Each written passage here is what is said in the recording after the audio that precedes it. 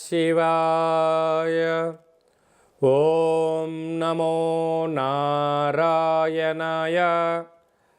నరదృష్టి నివారణ, సంచిత కర్మ, ప్రారబ్ధ కర్మ, ఆగమిక కర్మ, దోష నివారణ కాళభైరవాయ నమో నమః. హరి ఓం. ఓం కాళకాళాయ విద్మహే కాళాతీతాయ ధీమహి తన్నో శ్రీ నరదృష్టి నివారణ కాళభైరవాయ నమో నమః. హరి ఓం. మా ఛానల్కి స్వాగతం. చూస్తున్న వీక్షకులకు, ప్రేక్షకులకు, ప్రియ కాళభైరవ భగవద్బంధులకి స్వాగతం పలుకుతూ మమ్మల్ని ఎంతగానో ఆదరిస్తూ ఉండబడినటువంటి ప్రియ సోదర సోదరీమణుల అందరిపైనను కాళభైరవ స్వామి యొక్క జయంతి ఆశీస్సులు ఉండాలని కోరుకుందాం. ఈ వీడియో మీరు చూస్తున్నారు అన్నట్టయితే మీకు కాళభైరవ స్వామికి ఆజ్ఞ ఉంది అని చెప్పి గమనించగలగాలి. ఈ వీడియో ప్రారంభం నుంచి చివరిదాకా మీరు ఎప్పుడైతే చూస్తారో కాళభైరవ స్వామికి ఆశీస్సులు కలిగి అష్ట కష్టాలకు స్వస్తి పలికి అష్ట ఐశ్వర్యాలకు, ఆనందాలకు, రాజభోగాలకు మీరు అర్హులు అవుతారు అని చెప్పి కాళభైరవ స్వామికి ఆజ్ఞ చేత మీకు చెప్పడం జరుగుతుంది.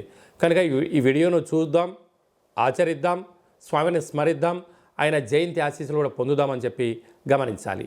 1/12/2024 నుండి 31/12/2024 వరకు పుట్టినటువంటి వారందరూ కూడా ముందస్తుగా జన్మదిన శుభాకాంక్షలు. గతంలో వివాహం చేసుకున్న వారికి వివాహ వార్షికోత్సవ శుభాకాంక్షలు. ద్వాదశ రాశుల్లో గ్రహ గమనాల్ని ఒకసారి వీక్షింపచేద్దాం.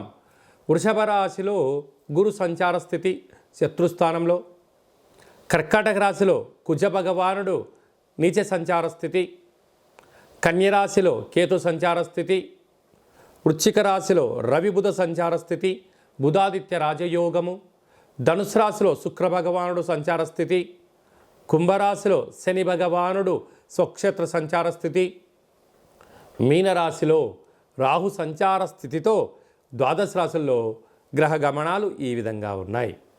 కనుక స్వామివారి యొక్క ఆశీస్సులు పొందుదాం, కష్టాలకు స్వస్తి పలుకుదాం, ఐశ్వర్యానికి స్వాగతం పలుకుతాం.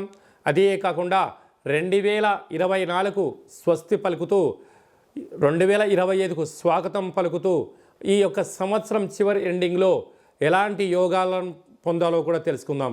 ప్రధానంగా మనకు ఈ సంవత్సరము 2024 అనగా 8 సంఖ్య, అందులో 31 4 సంఖ్య, మంగళవారం పూట అమావాస్యతో వచ్చింది. కనుక ఇలాంటి అమావాస్య తిథుల ఎందున అంటే మనకు సంపూర్ణమైన సంవత్సరం చివరి ఎండింగ్లో ఎలాంటి విధి విధానాలు పాటించాలి, ఏవి చేయొచ్చు, ఏవి చేయకూడదు. అలాగే డిసెంబరు 1వ తారీఖున కార్తీక మాస అమావాస్య ఆదివారంతో కూడుకున్న అమావాస్య ఉంది. కనుక ఎలాంటి విధులు పాటించాలో కూడా సంపూర్ణంగా తెలుసుకుందాం.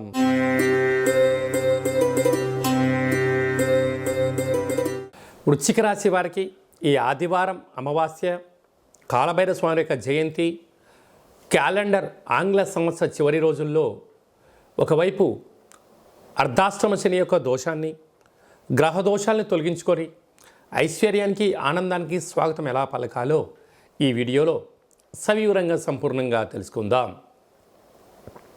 వృశ్చిక రాశిలో ఏ నక్షత్రాలు వస్తాయనగా విశాఖ నక్షత్రంలోని చివరి పదమైన 4వ పాదము, అనురాధ నక్షత్రంలో 4 పాదాలు, జ్యేష్ఠ నక్షత్రంలో 4 పాదాలు కలిపితే వృశ్చిక రాశి.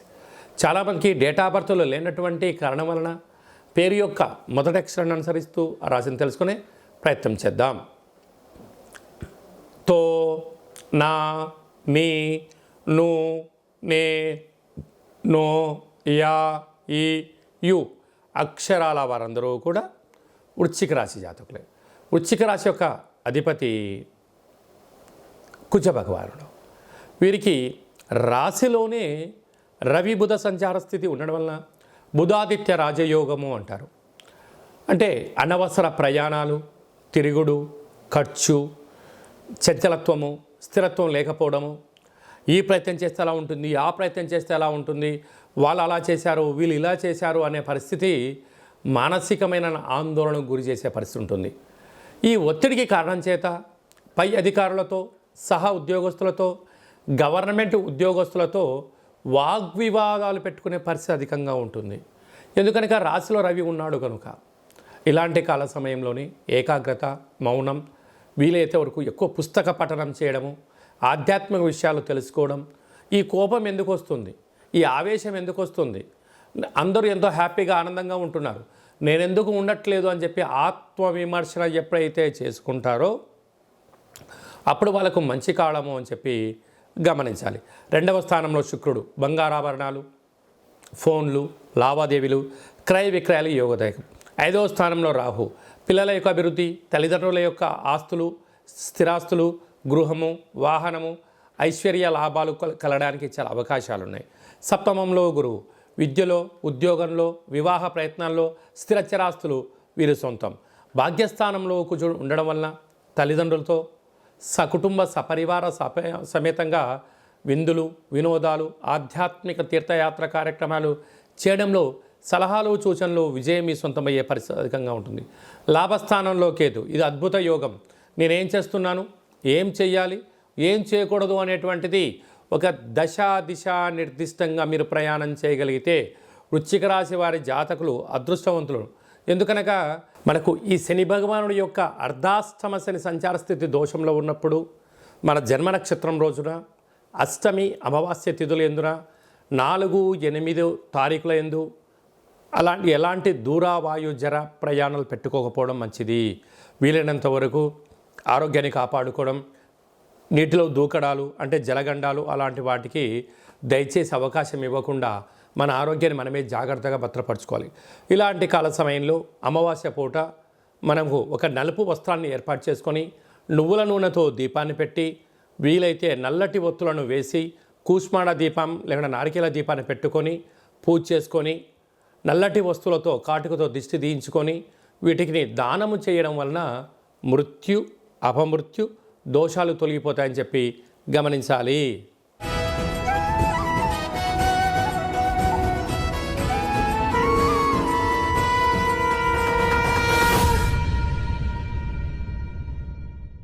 డిసెంబర్ నెల 1వ తారీఖు నుండి 31వ తారీఖు వరకు ముఖ్యమైన పండుగల గురించి క్లుప్తంగా, సవివరంగా, సంపూర్ణంగా తెలుసుకుందాం.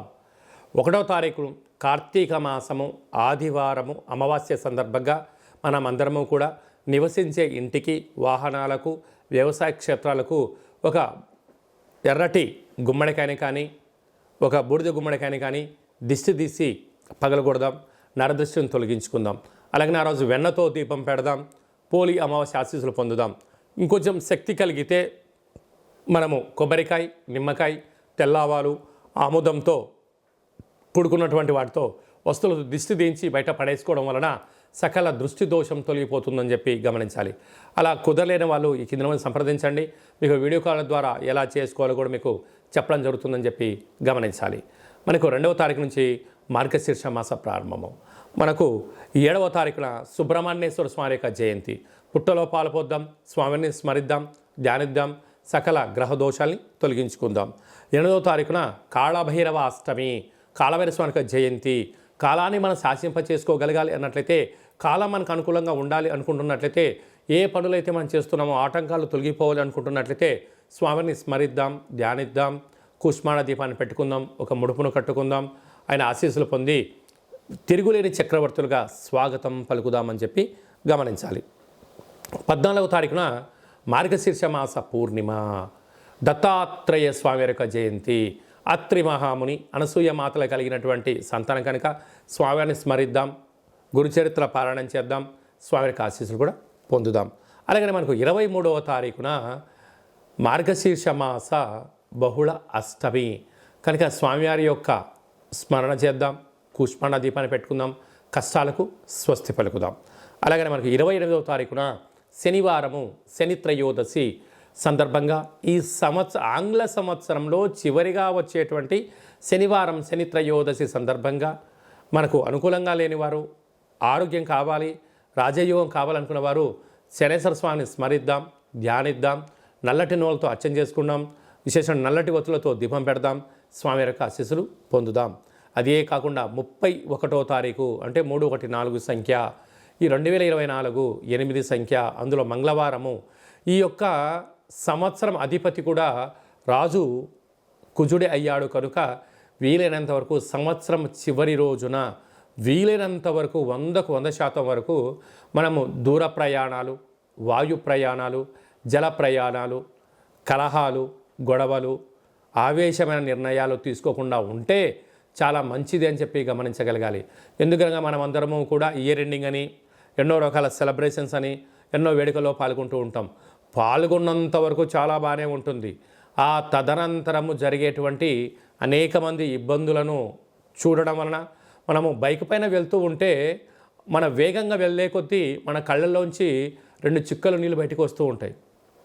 అంటే మనకు దేనికి సంకేతం చెప్తుందంటే, బాబు మితిమీరిన వేగం పనికిరాదు, నువ్వు నీ కంటిలో నుంచి చుక్కలు బయటకు వస్తున్నాయంటే నీ కోసం ఎదురు చూసేవాళ్ళు నీ తల్లిదండ్రులు, మీ భార్య, పిల్లలు నీ ఇంటి దగ్గర ఉన్నారు, మితిమీరిన వేగం పనికిరాదు అని చెప్పి మన దేహము ప్రకృతి ద్వారా చెప్తుంటుంది. ఆ రోజు విందుల్లో, వినోదాల్లో పాల్గొనడం, అరాచకమైన శక్తులతో పాల్గొనడం, అనేక రకాల ప్రమాదాలకు గురవ్వడం, అనేక రకాల వల్ల మీరు ఇబ్బంది పడుతూ మీ కుటుంబాన్ని ఇబ్బంది కలగ చేయకూడదు అనేటువంటి ఒక చిన్న ఉద్దేశంతో చెప్పడం జరుగుతుంది. కనుక అందరూ ఆయురారోగ్యాలుగా ఉండాలి, ఆహ్లాదకరమైనటువంటి వాతావరణంలో ఉండండి. వీలైనంత వరకు గొడవలకు, పంచాయతీలకు, అనవసరమైన మాటలకు, మధ్య పదార్థములకు, అలాంటి వాటన్నిటికి కూడా దూరంగా ఉండే మానవ ప్రయత్నం చేయండి.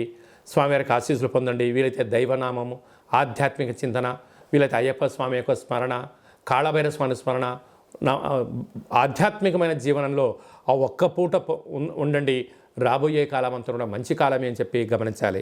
కనుక మనమందరము కూడా ఇంకనూ ఈ యొక్క డిసెంబర్ మాసంలో విజయాన్ని సాధించగలగాలి అన్నట్లయితే ఒక పాత్ర కంచు పాత్ర అంటారు. ఈ యొక్క పాత్రలో 12 రాసులు అచ్చు వేయడం జరుగుతుంటుంది. ఈ పాత్రను ఎలా ఉపయోగించుకోవాలి, అదృష్టానికి ఎలా స్వాగతం పలకాలో మనం తెలుసుకుందాం. ఇలా ఒక్కసారి శబ్దం చేస్తే ఓంకార శబ్దం రావడం జరుగుతుంది.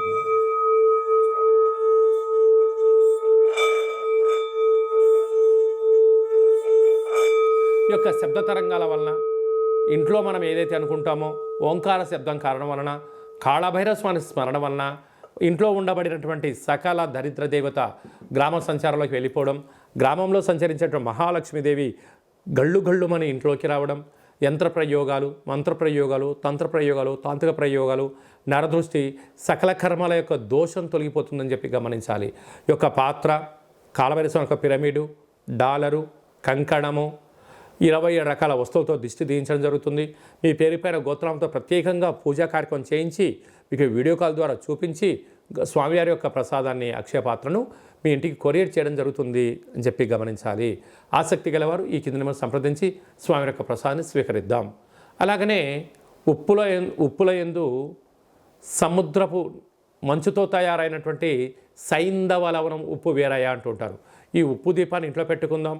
సకల దుష్టగ్రహాలను తొలగించుకుందాం. మంచి నిద్రని, కలహాలు లేని జీవితాన్ని, ఆటంకాల జీవితాన్ని స్వాగతం పలుకుతామని చెప్పి గమనించాలి. అందుకే ఉప్పు దీపం ఎక్కడైతే ఉంటుందో అక్కడ ఐశ్వర్యము, లక్ష్మీదేవి తాండవ మారుతుందని చెప్పి కూడా గమనించాలి. అలాగనే మీ వ్యక్తిగత జాతకం తెలుసుకోవాలనుకుంటున్నారా? మీ యొక్క పేరు, పుట్టినటువంటి తేదీ, నెల, సంవత్సరం, సమయం రాసి వాట్సాప్లో పంపించినట్లయితే 100 సంవత్సరాల జాతకాన్ని వ్రాసి మీకు పంపించి పుట్టినప్పుడు గ్రహ గమనాలు ఎలా ఉన్నాయి, ప్రస్తుతం ఎలా ఉంటున్నాయి, రాబోయే కాలంలో ఎలా ఉంటున్నాయో సవిరంగా తెలియజేయడం జరుగుతుంది. చాలామందికి పుట్టినటువంటి కాల సమయంలో డేటా ఆఫ్ బర్త్లు లేనటువంటి వారికి మీ పేరు యొక్క మొదటి అక్షరాన్ని అనుసరిస్తూ ఆ రాశిని తెలుసుకొని ప్రయత్నం చేద్దాం. అది తెలియచేసి రమణ శాస్త్రం ద్వారా భూత, భవిష్యత్, వర్తమానాన్ని గవ్వళ ద్వారా కాళభైరవ ఉపాసన చేత మీకు తెలియజేయడం జరుగుతుందని చెప్పి గమనించాలి. మన యొక్క దేవాలయంలో ఎవరైతే జాతకం, జ్యోతిష్యం చెప్పించుకుంటారో వారికి కాళభైరవ స్వామి యొక్క పూజ, అర్చన, అభిషేకము, దీపము, ముడుపు కట్టి మీకు వీడియో కాల్ చూపించడం జరుగుతుందని చెప్పి గమనించాలి. అందుకే మీ అబ్బాయి కానీ అమ్మాయి కానీ తరచుగా ఎంత ప్రయత్నం చేసినా వివాహం అవ్వడం లేదా? ఎందుకు అవ్వడం లేదు? జాతకంలో ఎలాంటి ఇబ్బందులు ఉన్నాయి, ఎలాంటి అమ్మాయి వల్ల యోగం కలుగుతుందో మీకు తెలియజేయడం జరుగుతుంది. అలాగనే మీ అప్పుడే పుట్టినటువంటి మీ యొక్క చిన్నపిల్లలకు ఆధ్యాత్మికమైనటువంటి పేర్లు ఎలా పెట్టుకోవాలి, ఆ నక్షత్రం యొక్క స్థితిగతులు అంటే తెలియజేయడం జరుగుతుంది. కనుక ఈ వీడియో ప్రారంభంలోనే చెప్పడం జరిగింది. ఈ వీడియోను ఎవరైతే చివరిదాకా చూస్తారో వారికి కాళభైరవ స్వామి ఆజ్ఞ ఉంటేనే చూస్తారు. కాళభైరవ స్వామికి ఆశీర్వాదం వలన అష్ట కష్టాలకు స్వస్తి పలుకుతూ అష్టైశ్వర్య స్వాగతం ఎలా పలుకుతారో మీకు ఈ వీడియోలో అర్థమైందని అనుకుంటున్నాను. అందరి పేరును కాళభైరవ స్వామికి ఆశీస్సులు ప్రసాదించాలని కోరుకుంటూ ఆశీర్వచనం. ఓం శతమానం భవతి శతాయు పురుష సతేంద్రియ ఆయుష్యేవేంద్రియే ప్రతిష్టతి ధనం ధాన్యం బహుపుత్రలాభం శత సంవత్సరం దీర్ఘమాయు సర్వే జనా సుఖినో భవంతు లోకా సమస్తా సుఖినో భవంతు సర్వం కాళభైరవ జయంతి దేవత కాళభైరవ దేవతార్పణమస్తు. హరి ఓం. ఈ వీడియో మీకు నచ్చినట్టయితే లైక్ చేయండి, షేర్ చేయండి, మా ఛానల్ని సబ్స్క్రైబ్ చేసుకోండి. మేము చేస్తున్న ఆధ్యాత్మిక వీడియోలు అందరికన్నా ముందు మీరు చూడాలనుకుంటున్నట్లయితే, అందరికన్నా మీరు మొట్టమొదట అదృష్టవంతులు అవ్వాలి అనుకున్నట్లయితే ఈ వీడియోను షేర్ చేసి భగవద్బంధులకు మిత్రులకు చేరవేయండి. మీరు ఎవరి క్షమాన్ని కోరుకుంటున్నారో లేక మీ క్షమాన్ని ఎవరితో కోరుకుంటున్నారో ఈ ఆధ్యాత్మిక సమాచారం చేరవేసి కాలభైరవ స్వామి ఆశీస్సులు పొందగలరు.